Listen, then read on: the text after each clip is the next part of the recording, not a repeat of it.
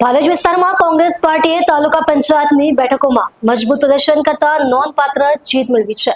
કોંગ્રેસના ઉમેદવારો નુસરત પરવીન, નસીમ બાનુ ખલીફા અને શબાના બાનુએ પોતાના પ્રતિસ્પર્ધીઓને હરાવીને વિજય હાંસલ કર્યો છે, જેના કારણે સમગ્ર વિસ્તારમાં કોંગ્રેસનું વલણ વધુ મજબૂત બન્યું છે. આ જીતને લઈને ભાલેજ ગામમાં આનંદ અને ઉત્સાહનો માહોલ જોવા મળી રહ્યો છે. જીતેલા ઉમેદવારોનું સમર્થકો અને પક્ષના આગેવાનો દ્વારા ફૂલહારોથી સ્વાગત કરવામાં આવ્યું હતું, તેમજ વિજય યાત્રાનું આયોજન પણ કરવામાં આવ્યું હોવાનું જાણવા મળે છે. કાર્યક્રમોમાં ઉત્સાહની લાગણી સ્પષ્ટપણે જોવા મળી રહી છે.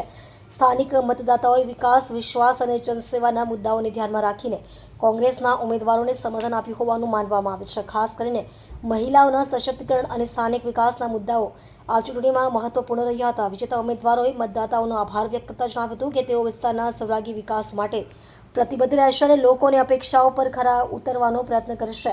રસ્તા, પાણી, સ્વચ્છતા, શિક્ષણ અને આરોગ્ય જેવી મૂળભૂત સુવિધાઓમાં સુધારો લાવવાનો મુખ્ય ઉદ્દેશ્ય રહેશે.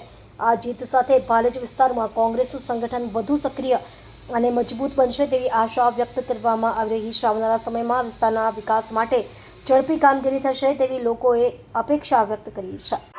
જી, આજરોજ જે ભાલેજ તાલુકા પંચાયતમાં જે ઉમેદવારોની જીત થઈ છે, શું કહેશો? ભાલેજ જિલ્લા પંચાયત અને એની નીચે આવતી 6 તાલુકા પંચાયત પૈકી 3 ભાલેજની તાલુકા પંચાયતની જીત થઈ છે અને ભવ્ય વિજયથી એ લોકો જીત્યા છે. અને ભાલેજ જિલ્લા પંચાયત અમે 736 મતથી અમારી હાર થયેલી છે અને બાકીની 3 તાલુકા પંચાયત પૈકી ખાનકુવા 50 મતથી હાર થઈ છે. સૈયદપુરા અને દાગજીપુરા પણ અમે હાર્યા છે. આમ જોવા જઈએ તો ભાલેજ જિલ્લા પંચાયત નીચે આવતી 6 પૈકી 3 તાલુકા પંચાયત ભાલેજ 1, 2 અને 3માં અમારી વિજય થયા છે. અને આ ભાલેજ જિલ્લા પંચાયતમાં આવતા તમામ ગામોનો હું આભાર માનું છું. એ લોકોએ અમોને બહુ જંગી બહુમતીથી અમને વિજય બનાવ્યા છે અને ખૂબ ખાસ કરીને ભાલેજ ગામની પ્રજાનો હું આભાર માનું છું કે ભાલેજ ગામની અંદર કપરી પરિસ્થિતિની અંદર હરેક વસ્તુની લણણી કરવામાં આવી અને હરેક વસ્તુ ચાલી ભાલેજ ગામની અંદર. પરંતુ ભાલેજની બહુ સાણી પ્રજાએ બહુ સારી રીતે એ લોકોને સમજેલા હતા અને અગાઉ પણ એમને અનુભવ થયેલા હતા.